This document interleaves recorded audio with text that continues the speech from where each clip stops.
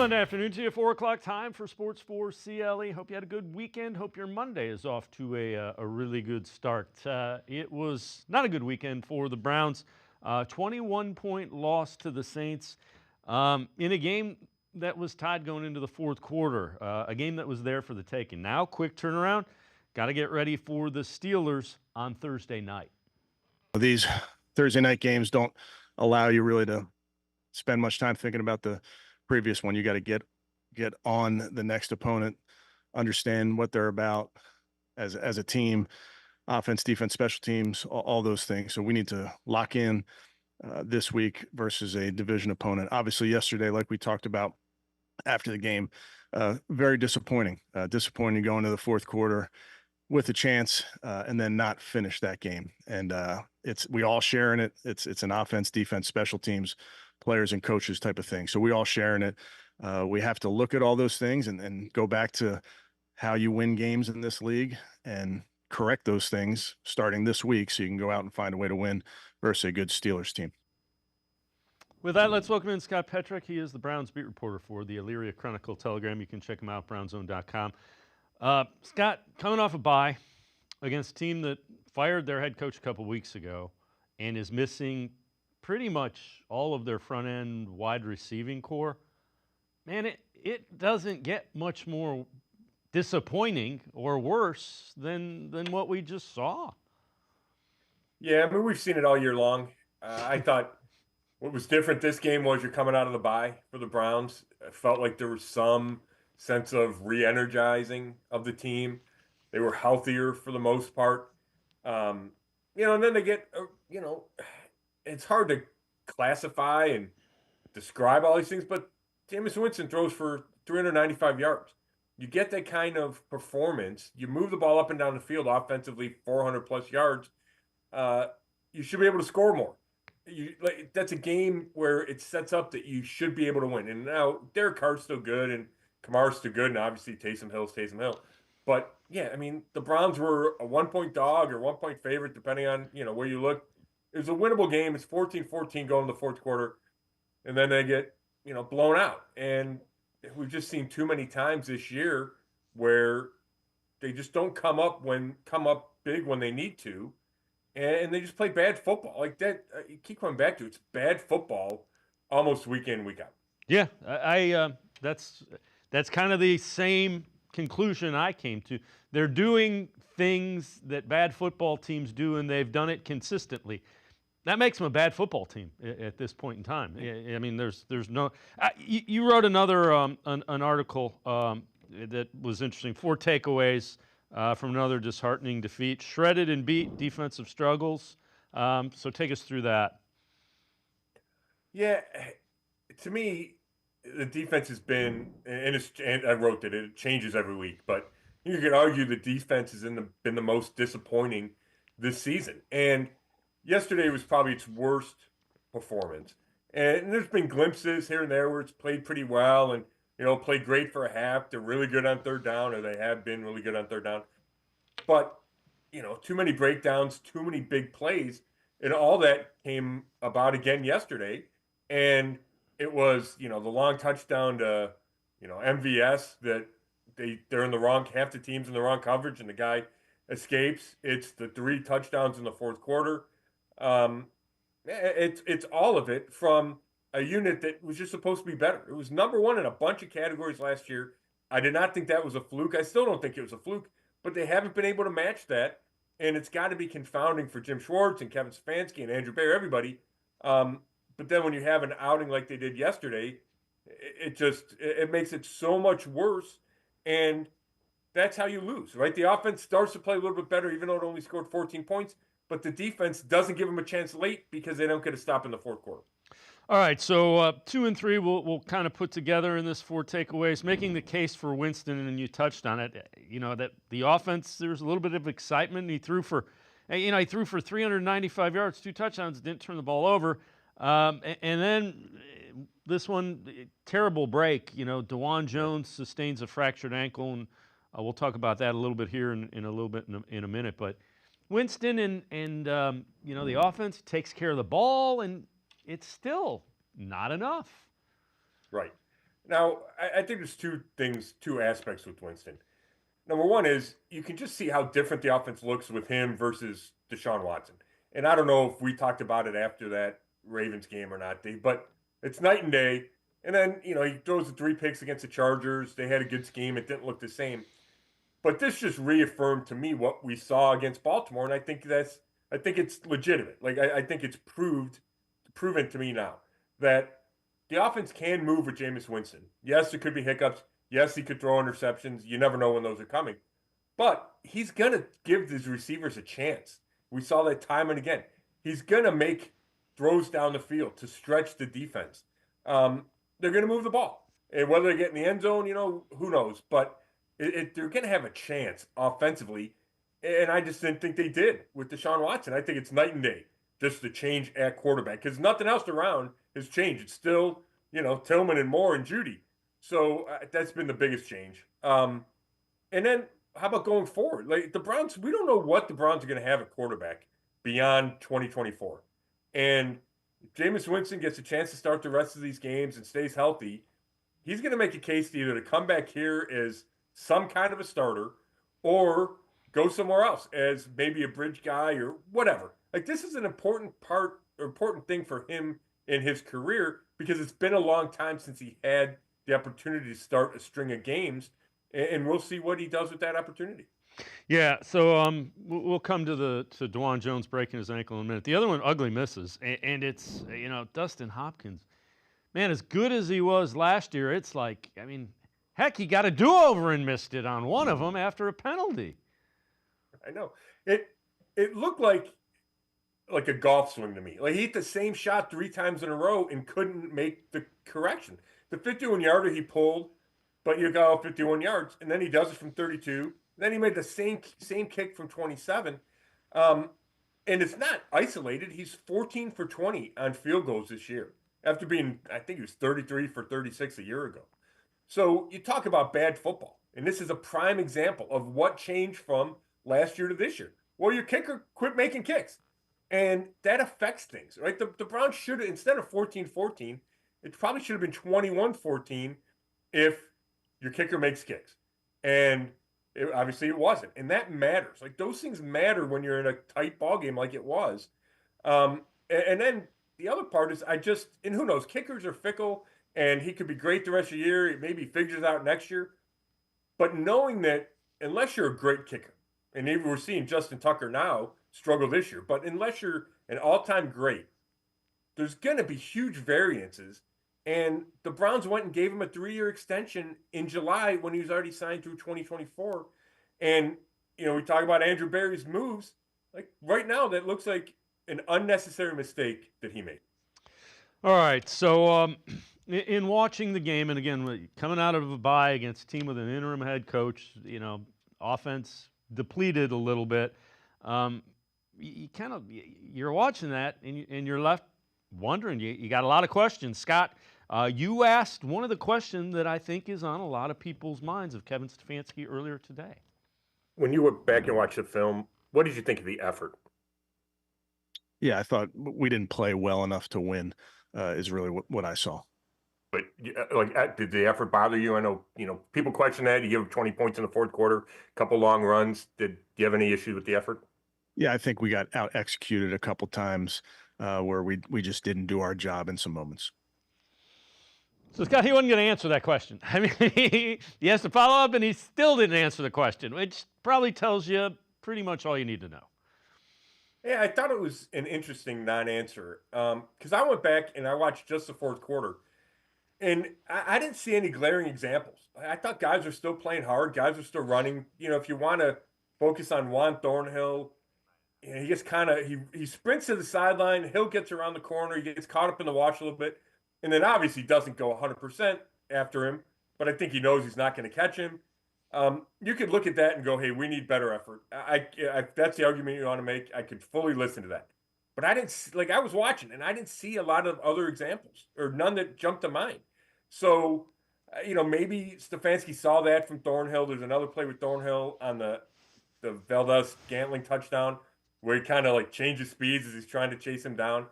So maybe that's it. And you don't want to come out and say, hey, the effort's great. And then people can go to X and, show Juan Thornhill not maybe giving 100% or not busting it at full speed. But I personally did not think they quit. I did not think there was a big effort issue.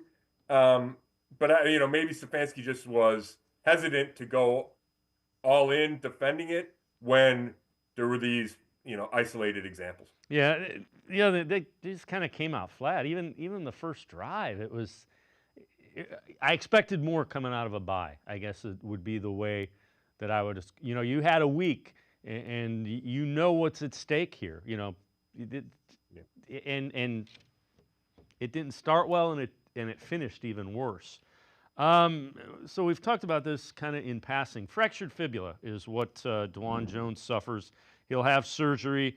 Also, injury news: Swaim out with a concussion. That's one of the tight ends. Ward, ankle and ribs. Newsome, shoulder, day to day with those injuries. With DeJuan Jones, now it's interesting because Jed Wills has kind of fallen out of favor. Jones, you probably have to address tackle in the draft reasonably early at this point. Yeah, you know what? You probably do regardless because Jed Wills, I am struggling to see a scenario where Wills is back. Jack Conklin's older, and we know that his injury history. There's not a lot behind those two guys, right? And then you have DeJuan Jones. So even if Jones is healthy and you say he's a left tackle, I don't know how long you can count on Conklin. But I think what the injury makes even more difficult for the Browns is they did not get a full evaluation of DeJuan Jones at left tackle. It was 3 starts. He didn't make it through the 3rd start, right? And it was an uneven time when he was a starter. Kevin Stefanski said we saw a decent play from him. There's just no way I don't think you can look at the time he spent at left tackle and say, we know he's going to be the guy for the next 5 years. And if you don't know that, then yeah, I think you're right. I could certainly see a scenario where they take a tackle early, and then you have the rookie, Jones, and Conklin for 2 spots, right? Assuming the Conklin, contract situation or whatever. But I don't think you're in a position as an organization to just say, yeah, Jones is going to be the left tackle moving forward. I just don't think you had enough time to see him show that. Yeah, and again, that puts so much. You need a quarterback. You probably need a decent wide receiver. You need a left. There's a lot of things you need. So the draft becomes really, really critical. Scott Petrak, Browns beat reporter for the Elyria Chronicle Telegram, BrownsZone.com, and I. Going to step aside, take a quick time out. We'll continue talking Browns on Sports4CLE. Stay with us. I just picked up all the Ohio Lottery holiday scratch-offs. They're multiplying. Yeah, multiplying. With the chance to multiply my prize by 200 times with holiday bonus millions. No, they're multiplying. Oh, you're in a daze. A holidays. Snap out of it, because even if we don't win instantly, all the holiday games offer a second chance to win up to 1,000 times the price of the ticket. Wait, did you say up to 1,000 times? Sure did.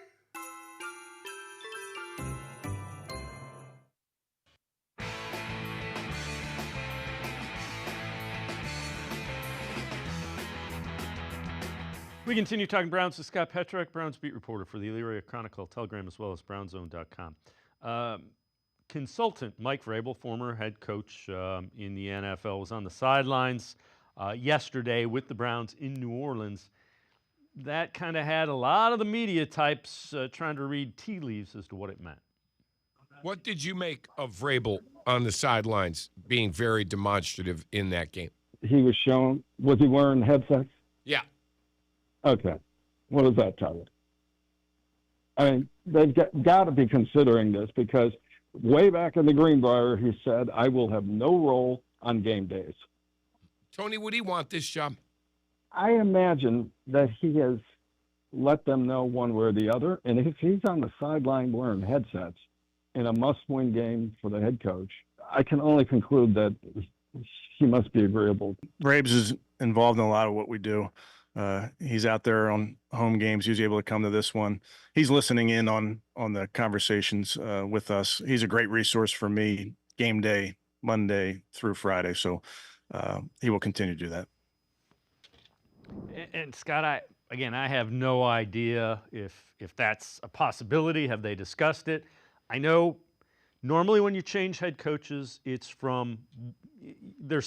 either offense to defense or cerebral guy to emotional guy. So that part of it fits. Other than that, I'm not sure.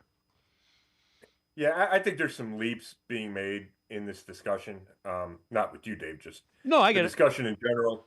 Vrabel's been on the sideline for the home games.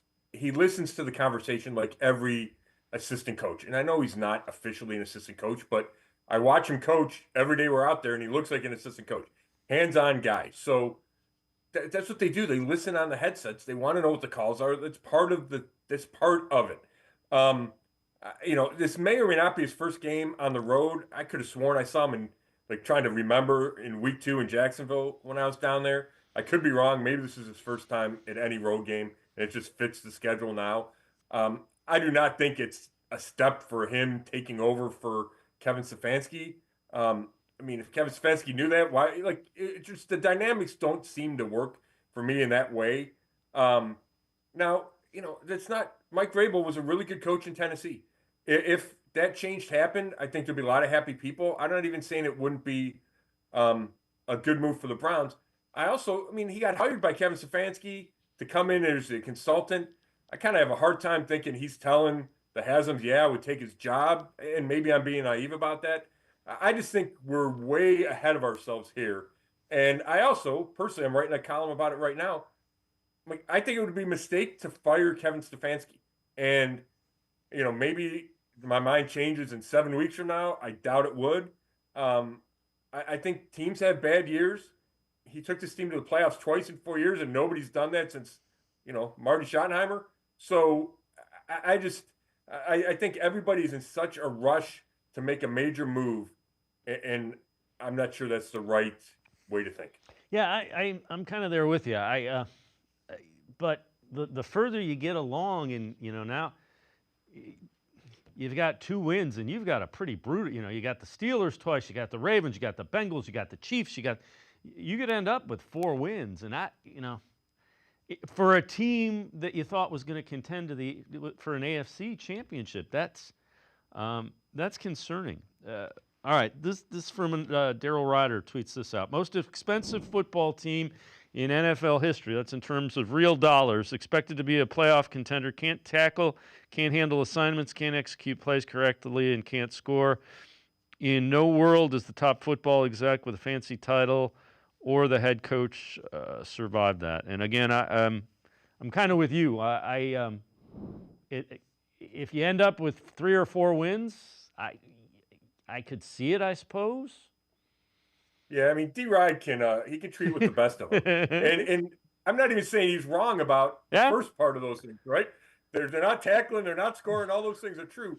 But I can see a world where coaches and GMs survive that. And I'm not saying Barry and Stefanski survive. I think Andrew Barry's a different discussion than Kevin Stefanski. Right now, I don't think Kevin Stefanski should be fired. I'm not sure the difference between 2, 4, and 6 wins matters all that much. You're not going to the playoffs. You thought you were going to go to the playoffs. I just come back to last year, they won 11 games with a terrible quarterback situation. That's hard to do in this league. And they did it with him as their coach. They've gone to the playoffs twice. He hasn't gotten stupider. He's only, I don't know, I just looked it up. Is he 42 years old? He's a young guy. I would assume he's going to get better in this role. He's a smart guy. I think he has the right temperament for this job. So I just think it's too short-sighted to focus on one season.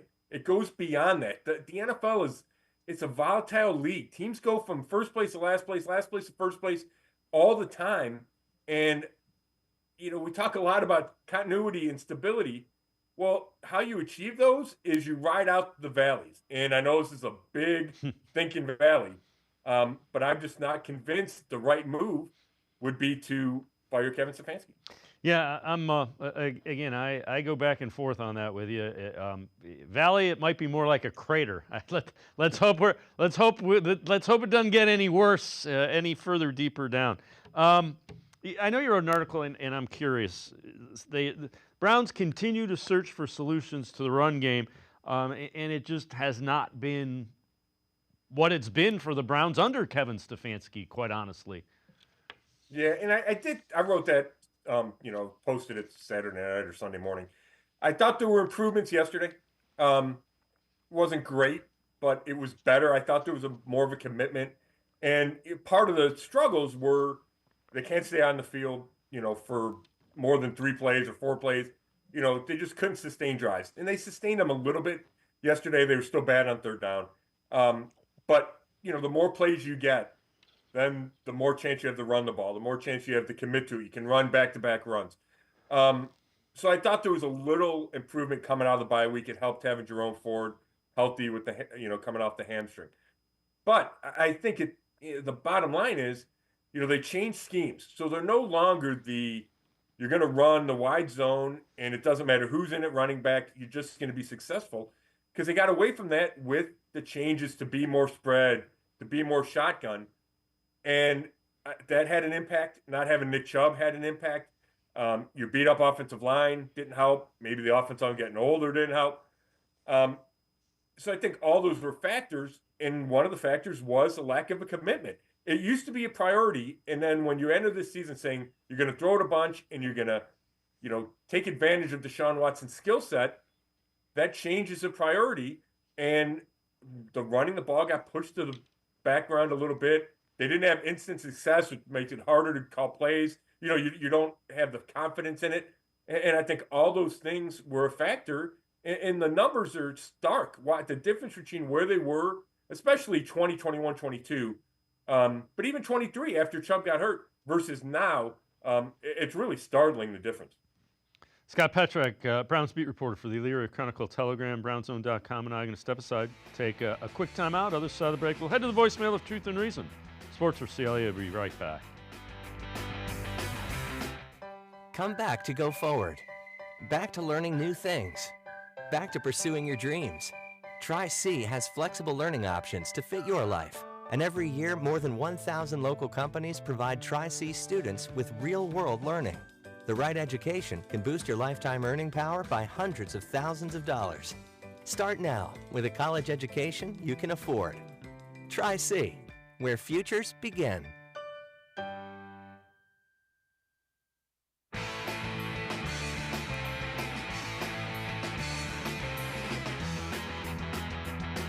We continue talking Browns with Scott Petrak, Browns beat reporter from the Elyria Chronicle Telegram, also BrownsZone.com.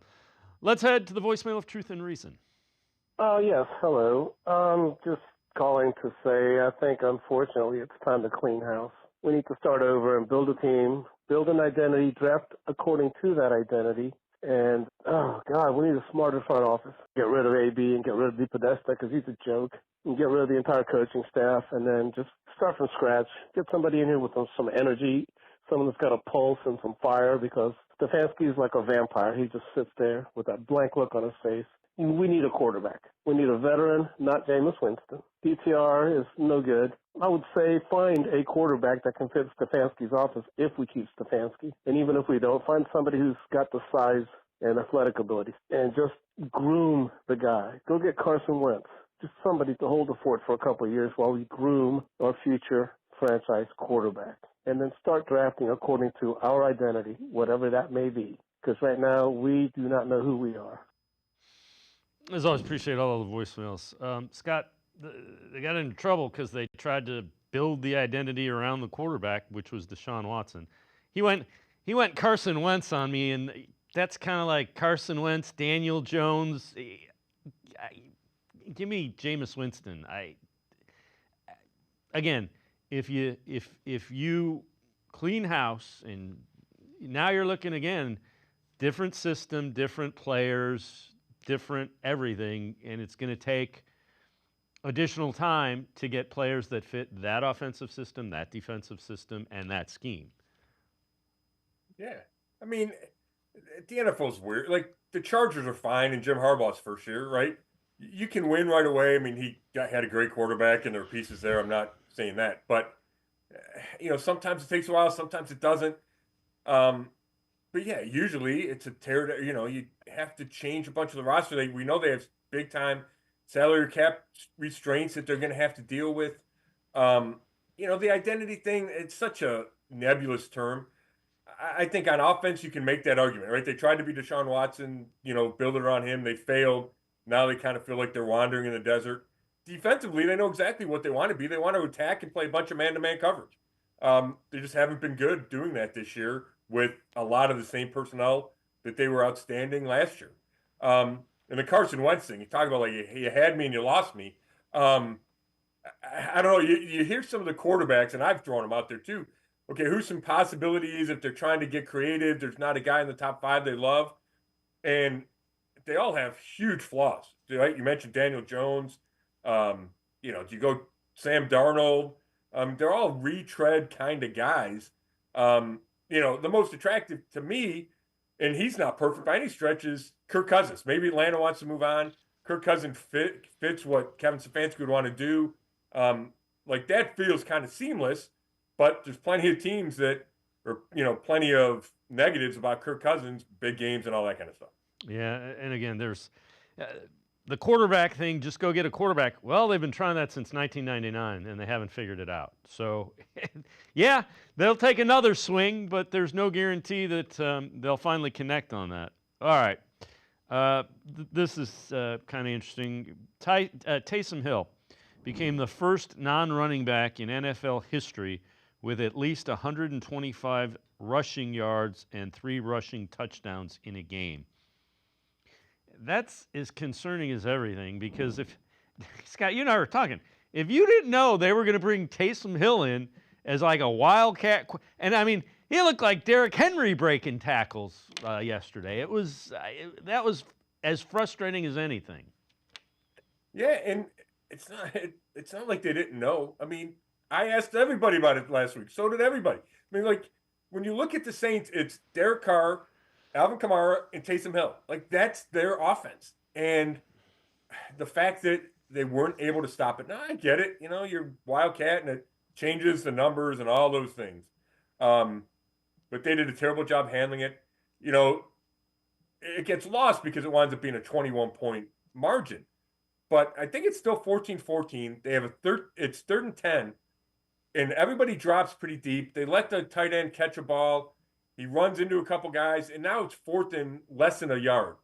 Where if you play tighter, maybe it's 4th and 5, and they have to punt or they kick a field goal, or at least it's not as easy to pick up. They go 4th and 1. The Browns load the line of scrimmage. I think it's Devin Bush gets pinned inside. Hill gets a first down. Jordan Hicks, Delpit missed tackles, and it's a touchdown. And those are the kind of huge plays that the defense has been giving up and just putting themselves in terrible situations. But if that was the only time they couldn't stop Hill, that'd be one thing. But they didn't stop him all day. So I know, again, you're in another article. Big plays, breakdowns haunt the Browns defense. And haunt is probably the right term, because it seems like it comes up every Sunday now. Yeah, and, Jim Schwartz will say, hey, for 50 plays, they're playing well. And he's not wrong, but those get overshadowed, and rightfully so, by the 5 terrible plays or whatever number it is, whatever week it is. And, you think coming off the Chargers game where, according to Schwartz, they had one just bad decision by one of the players. He tried to jump a route and it winds up leading to a touchdown on 3rd and 21. But then the other one where there's 8 guys are playing one defense, 3 are playing another, 66-yard touchdown. It certainly looked like the same thing happened on Scantling's 71-yard touchdown. And it just shouldn't happen. And it shouldn't happen at this point in the season. It shouldn't happen coming out of the bye week. And, if you want to, I blame the players. I blame Schwartz. I don't know if I blame Kevin Stefanski for that, except that he is the head coach, so he's responsible for everything. But that's another example of bad football. That's how you lose games. And there's just been way too many of those examples. Yeah, and to Jim Schwartz's point, and Jim Schwartz will tell you this too, I'm sure of it. In every game, there's 5, 6, 7 plays that decide a game. And 3 of them are the breakdowns that you had on defense. No doubt. And I don't know if I mentioned this earlier or not, but if you just stop one of those big plays, then you give your offense a chance in the fourth quarter. But the defense couldn't do that. It couldn't give Winston another chance to go win the game. And there was a little, area there at the end of the third quarter where the offense did have a couple chances. But that's what the defense needs to do. That's why the offense had a chance last year, is because the defense kept giving them chances, whether it was 3 and outs, and I think they led the league in 3 and outs, and turnovers. Like, they had a rash of turnovers. Well, they haven't been able to get takeaways, and they're giving up too many plays where they're not helping out a bad offense enough. Scott Petrak, Browns beat reporter for the Elyria Chronicle Telegram, brownzone.com, and I are going to step aside, take one more time out, other side of the break, back to the voicemail of Truth and Reason. Sports4CLE, I'll be right back. Stay with us. The Ohio Lottery Partners in Education program is dedicated to recognizing exceptional students, teachers, and schools throughout Ohio. Scan the QR code on screen to nominate students and teachers as Academic All-Stars and Teachers of the Month. They must be currently enrolled or teach in grades K through 12. Is your K through 12 school developing students' literacy skills to achieve success in reading? If so, you can nominate your school for the School of the Year. Students can win $100, teachers can win $500, and schools can win $2,500. Scan the QR code, fill out the forms, and nominate deserving students, teachers, and schools today. The Ohio Lottery Partners in Education program takes pride in honoring exceptional students, teachers, and schools across Ohio. Submit your nomination today. It's fun, fast, and free.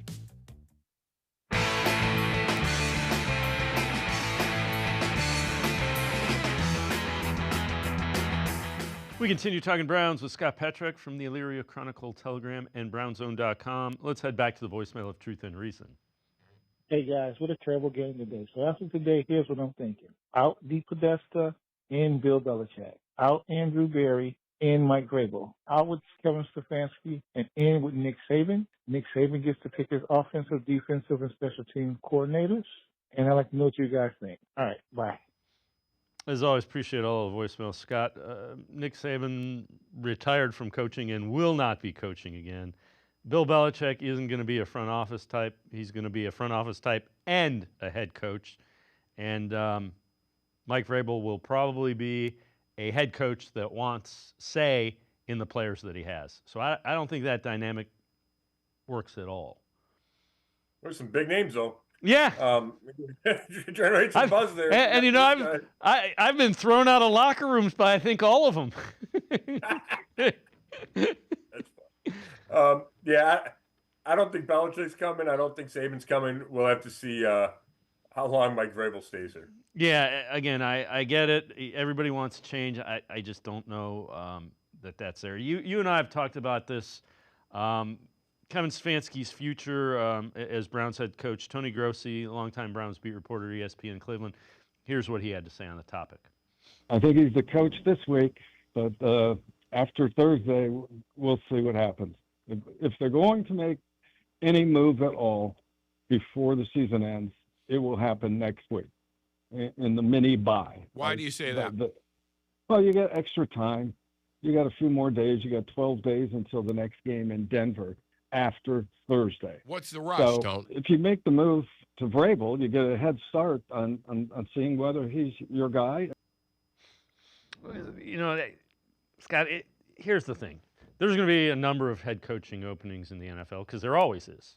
So if you know you're going to move on from Kevin Stefanski, I get it. I don't think they have made that decision yet. I agree. I completely agree. Checked in with somebody today who didn't think, anything was going to happen during the season. We'll see if that is true or not. Now, Tony's right about the timing. Like the time, if you're going to make that kind of move, the gap between a Thursday night and a Monday night would make the most sense, right? It just, that timing part is true. Now, but when it comes to Mike Vrabel, who, I'm even a little hesitant to talk about it because, I don't know if he considered being here.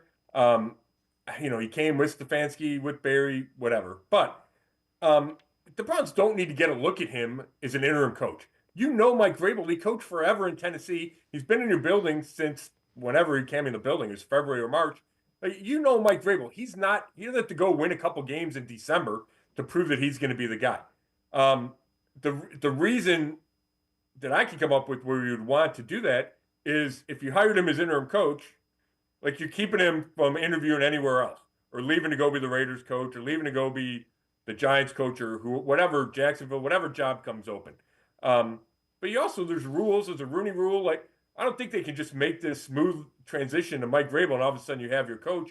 You got to figure out the GM. Like, there's just so many pieces here that I don't think the move would need to be made in season. Yeah. And again, everybody's, trying to read tea leaves and all that. So we'll, again, just let it play out. This is kind of interesting, and there's a reason for it. So 6 of the last 7 Brown head coaches have been fired following a loss to the Steelers. The question they're asking here, this is the Dogs podcast. Ken Stefanski survived with the Browns, fall to 2-9. So 2008, Romeo Crennel, they lost the Steelers 31-0. Mangini lost 41-9. Pat Shurmur, they lost to the Steelers 24-10. Chudzinski, they lost 20-17. Mike Patton, they lost 28-12. Hugh Jackson, they lost 33-18. Now, of the 6, the only coach fired mid-season was Hugh Jackson. The others came after season-ending losses to the Steelers. And they ended the season against the Steelers a lot of times, so it's more coincidence than, you lose to the Steelers. And they had a huge losing streak to the Steelers when Ben Roethlisberger was there. Yeah, you're exactly right. I mean, I was there for all those. And it's bad mojo for the coach, knowing the season's ending with the loss to the Steelers and you've had a bad season. It's not like any of those guys were 10-5 and they lost to the Steelers and they get fired. They were just the caps to bad seasons. I'm trying to, like, Chud was kind of a surprising one because there's only 1 year with him as the coach. I remember being in the press box hearing about Mike Patton, and the surprising part about that was I think they'd fired the GM too, so then it was going to be Sashi Brown, if I'm remembering all this correctly. And I was like, who's Sashi Brown? All of a sudden he's taking over as the head of the football stuff. So, maybe the timing sets up poorly for Kevin. But even if they lost, I don't think I'd expect the move. I'd be on alert, but I don't think I'd expect the move. So this is another thing that's kind of interesting, and we talked a little bit about it earlier. This is from the Bleacher Report.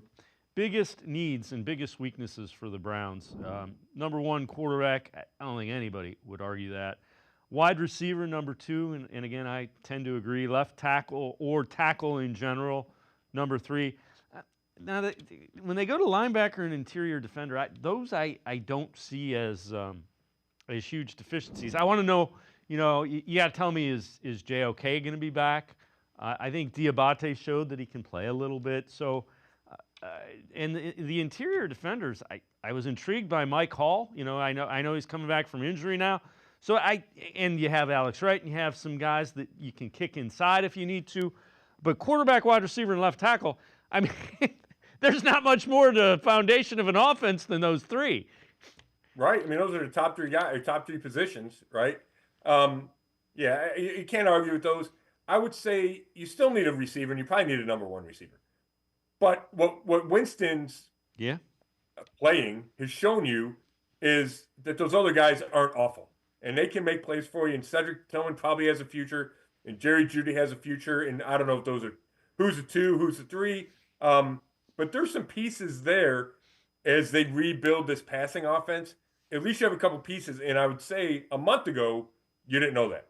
Yeah, I would agree. I mean, and for instance, if you're picking, the bottom between 5 and 10, and you don't love any of the quarterbacks, go get me a wide receiver. And again, Jeudy has been good, Tillman's been good. Who do you have that? Hey, if we get the ball in this guy's hands, defenses are gonna. Neither one of those guys does a defense go, oh, you want that guy. They need that guy, and they haven't had him in a long time. Yeah, no, you're exactly right. And then that would help whoever's playing quarterback, right? You support, you build up that support structure. So that's certainly a weakness. But, left tackle's a huge spot. Like, there's going to be some big decisions and some big holes for this team to fill. And, when one of those holes is quarterback, it leaves everything else in even more uncertainty. Because if you had Patrick Mahomes, Left tackle doesn't matter as much. Right. Receiver doesn't matter as much. But we don't know who that quarterback is, or the quarterback's a rookie, or he's, a tier 2 or 3 guy. Then those positions matter even more. Yeah, and if you doubt that, the reason that the Browns are 2 in whatever they are now is because of the quarterback play hasn't been good enough to win football games. Oh, that's exactly right. I mean, that's the whole season, and that's part of the reason, again, not to beat a dead horse, I wouldn't fire Kevin Stefanski. He was saddled with Deshaun Watson for the first 7 games. And they didn't have a chance to win a lot of those games because of, not solely, but mostly because of Deshaun Watson. And it's hard to get past that. For me, it's hard to blame the coach on that. And it's hard to save a season when you start 1-6 or whatever they started. Scott Petrak, as always, great stuff. Appreciate the time and the insight. Thanks very much, Scott. Thanks, David. Scott Petrak, make sure you check him out. Brownzone.com on the internet. He is the Browns beat reporter for the Elyria Chronicle Telegram. On to some better news. The Cleveland Cavaliers, 15-0 to start the season. Ethan Sands, Cavs beat reporter. Straight ahead on Sports4CLE. Stay with us. I just picked up all the Ohio Lottery holiday scratch-offs. They're multiplying. Yeah, multiplying. With the chance to multiply my prize by 200 times with holiday bonus millions. No, they're multiplying. Oh, you're in a daze. A holidays. Snap out of it. Because even if we don't win instantly, all the holiday games offer a second chance to win up to 1,000 times the price of the ticket. Wait, did you say up to 1,000 times? Sure did.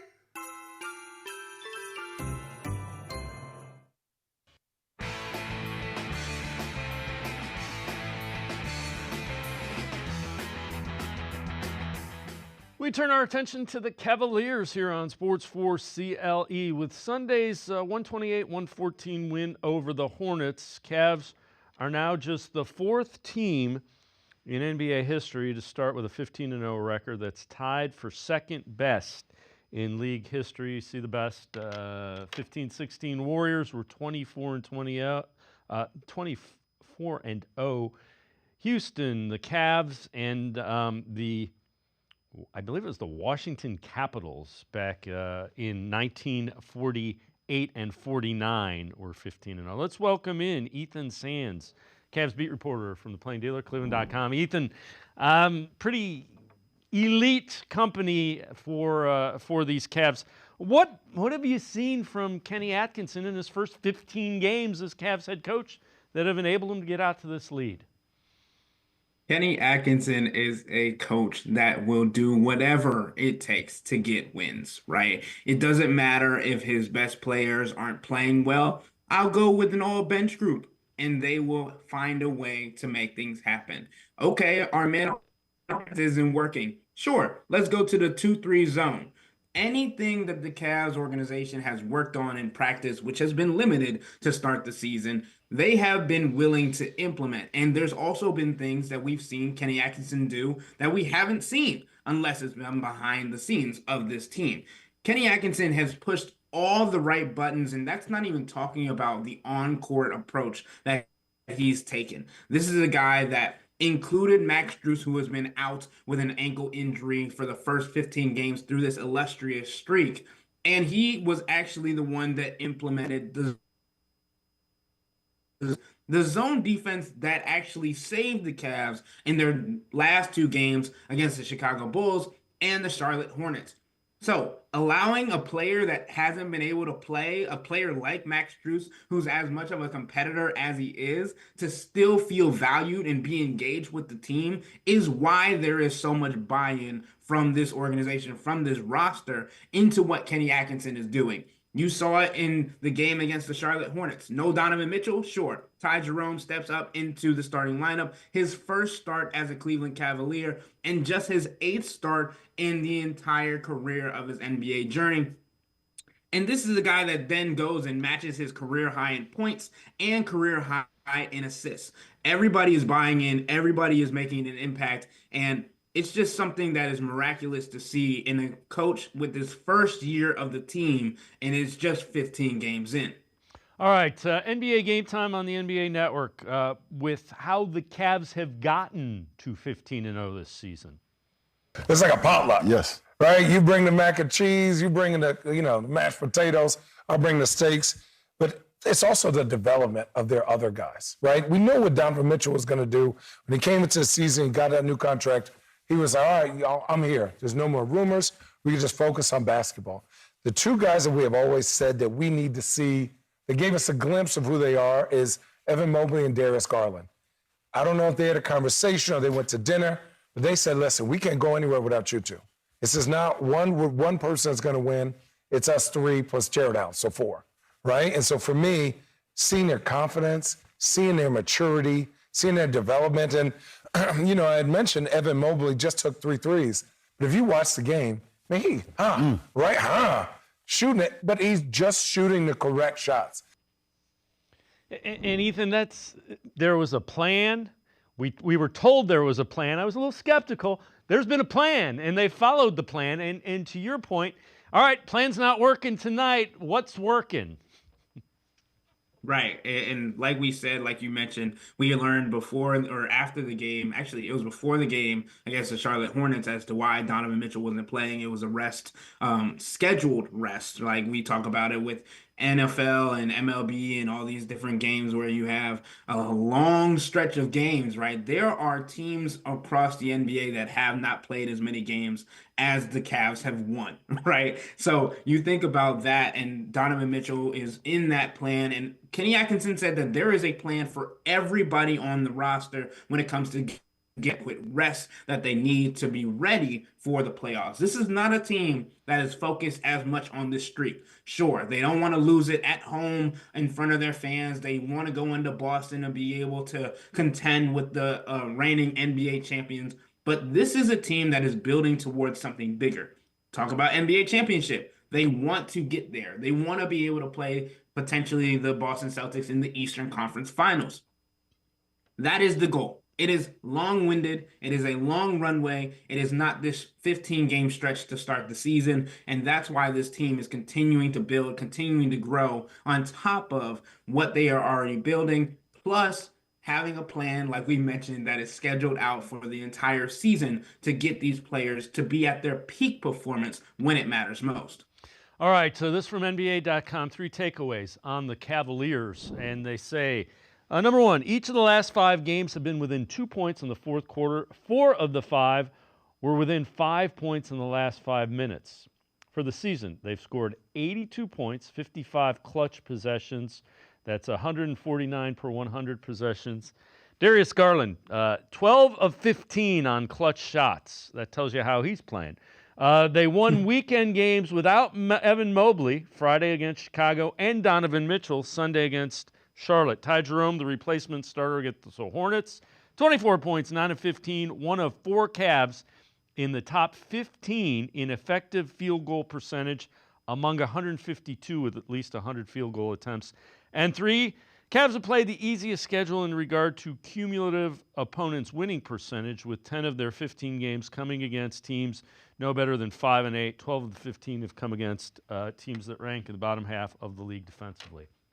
Well, part of the reason they're in the bottom half of the league defensively, they've had the Cavs on their schedule, and the Cavs are at the top or near the top offensively. And again, I don't get carried away with the schedule being the easiest.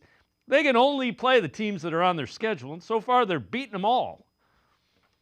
You got to play the teams that are in front of you. Take each game, game by game. It's not a matter of, you're playing the Charlotte Hornets. You're playing the Chicago Bulls. 2 teams that could find themselves fighting in the lottery this coming off season. But I feel like this is a team that doesn't matter. It doesn't care about the record that you have. They're going to try and learn from the experience. This is something that the Cavs have been doing to start the year. It's something that's kind of difficult.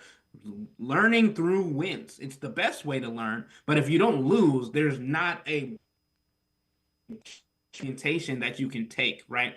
The guys are asking for their coaching staff to coach them harder or coaching them as if they're losing, right? Kenny Atkinson forced himself to come into the locker room at halftime after the Cavs put up one of the best first quarters and one of the best quarters, period, in franchise history in the first quarter against the Chicago Bulls when he had 49 points in that first opening quarter, and then came in at halftime and threw a flip-flop at the floor because he was frustrated with how they played defensively, right? And that should tell you all you need to know about this team.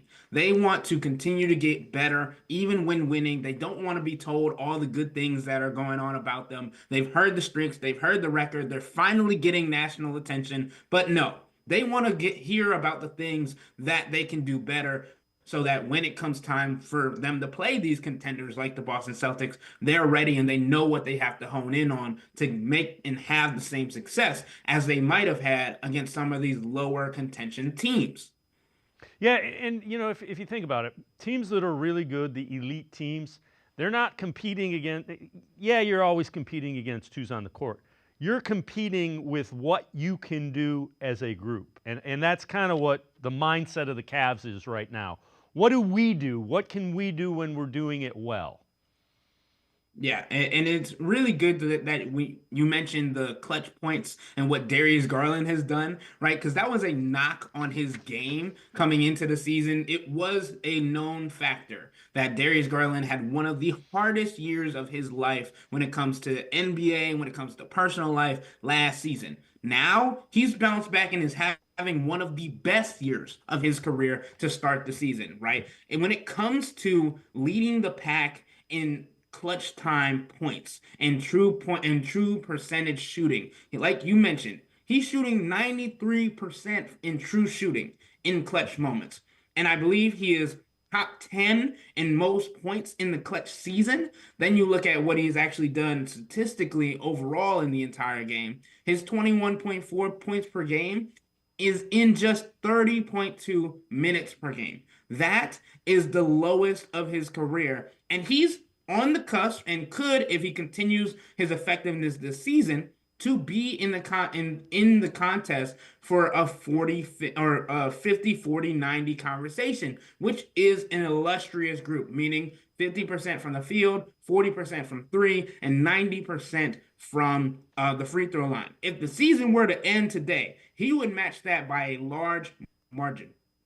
52.5% from the field, 45.5% from three, and 93.2% from the line.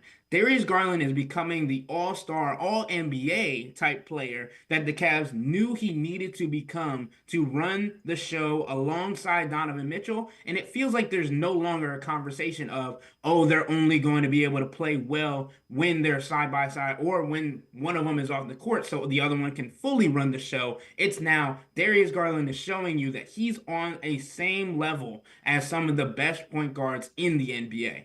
Ethan Sands, Cavs beat reporter from the Plain Dealer, cleveland.com, and I are going to step aside, take a quick timeout. Other side of the break, we'll talk about the next game on the Cavs schedule. It's the Boston Celtics in Boston. Sports4CLE, be right back. Stay with us. Come back to go forward. Back to learning new things. Back to pursuing your dreams. Tri-C has flexible learning options to fit your life. And every year, more than 1,000 local companies provide Tri-C students with real-world learning. The right education can boost your lifetime earning power by hundreds of thousands of dollars. Start now with a college education you can afford. Tri-C, where futures begin.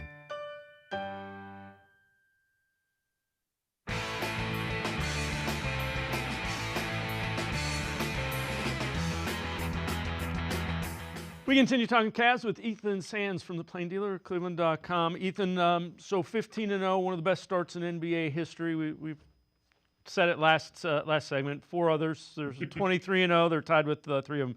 Up next, though, the defending world champion Boston Celtics in Boston tomorrow night. How much do you think the Cavs have kind of been looking forward to this one? Oh my goodness. It's been circled on the calendar since the schedule came out. It didn't matter the 15-0 start. They could have been 0-15. The schedule would have still had this game circled on the calendar for the Cavs. Not only because it's a rematch of the Eastern Conference semifinals, but this is also a chance for two guys that are already making a big impact on this Cavs team to play Boston for the first time. Jared Allen, Ty Jerome, two guys that have already made an impact and a stamp on this team. Jared Allen was sidelined, obviously, last playoffs when it comes to playing against the Orlando Magic in Game 4, suffering a pierced broken rib and didn't get to play in the Eastern Conference semifinals. Ty Jerome was out since the second game of last season. Now these two guys are back.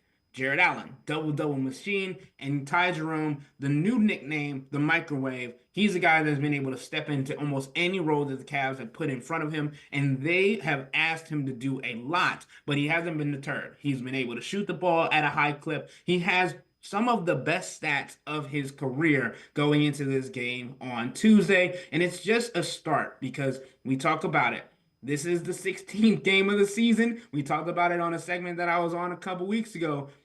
It's still early, but it's a question of if the Cavs lose, are people going to say, oh, it's not too early anymore, even though the Celtics are still 11-3 coming in, have lost twice at home, and the Cavs, while unhealthy during the playoffs, gave them a run for their money, not even talking about the regular season game where they pushed them to the brink. All right, so this is Week 5 NBA Power Rankings from NBA.com. As you might expect, Cavs are number 1, 15-0. Offensive rating, 122.1, first in the NBA. Defensive rating, 110.7, 7th in the NBA. Net rating, plus 11.5, which is second. Second is the Warriors. The Thunder are third, and the Celtics, as you mentioned, at 11-3, are fourth in those NBA rankings. But, you know, the big change has been there's an offensive identity. They play up-tempo, and they haven't lost a ton defensively. That's probably the most important aspect of it. And that's what we talked about with Kenny Atkinson coming into the season, right? When he got on the job, he said that we still want to lean on the defensive identity because, one, they have 2 7-footers that can deter at the rim almost any opponent that they face. The other is defense leads the offense, and it can make it a lot easier for that offense, especially if you want to get high-quality looks, early shot attempts at the rim, and also early shots into the shot clock as well. So you talk about the offense being the number 1 in the NBA, 15-0, obviously. You talked about it and what that historic run means. There is only one team in NBA history that has a better start so far. That is because the identity of this team is kind of shifting, right? Of course, you want to continue to lean on the defensive end. They have the 7th best defense in the NBA. You just want to keep that above the top 10, right? They're not as worried about that, because if they can keep up with the offensive, they are going to be able to shoot out and shoot with some of the best teams in the NBA. The Boston Celtics are one of them, and it's going to be a test again. We know coming into this game, a couple of guys got banged up after the Charlotte Hornets game, and they were going to come in without having Max Strus, who took on the task during the Eastern Conference semifinals of guarding Jason Tatum. So it's going to be an interesting setup of who they go with, what they have to do when it comes to the lineup roster and the schemes that they have set. But I do think that the Cavs could continue to go with that 2-3 zone that was so efficient in slowing down offenses getting to the rim and all those different things, especially against a stronger and burlier team in the Boston Celtics, who have a lot of different players, especially Jaylen Brown, Jason Tatum, and wings that can get to the bucket and also shoot from beyond the arc. It's something that we'll have to look forward to for this coming game. Yeah, when you look at this game, what are you paying attention to? What are you going to look at, and what area do you think, if this happens, Cavs are in pretty good shape? If they can get out in the transition offense and keep hitting the shots that they're already hitting, I mean, Kenny Atkinson keeps saying it. I feel like we keep talking about it on this show. The Cavs can't keep shooting as well as they have been. They lead the league in field goal percentage. They lead the league in three-point percentage. But if they can keep shooting the lights out, that's a team that is going to continue to put teams on notice. The Boston Celtics, on the other hand, are a team that also like to get out in transition and take early shots. And that's an area that the Cavs have struggled in this season because they wanted to crash the offensive glass and try and create extra possessions for them on that end of the floor. But if the Cavs can slow down the Boston Celtics in transition, limit the damage that Jaylen Brown and Jason Tatum do to the Cavs, then that's going to be a good matchup for them, right? The two keys is figuring out how they can slow those two guys down, limiting turnovers, getting up the same shot, and playing within themselves, right? Because we've seen the Cavs kind of get caught up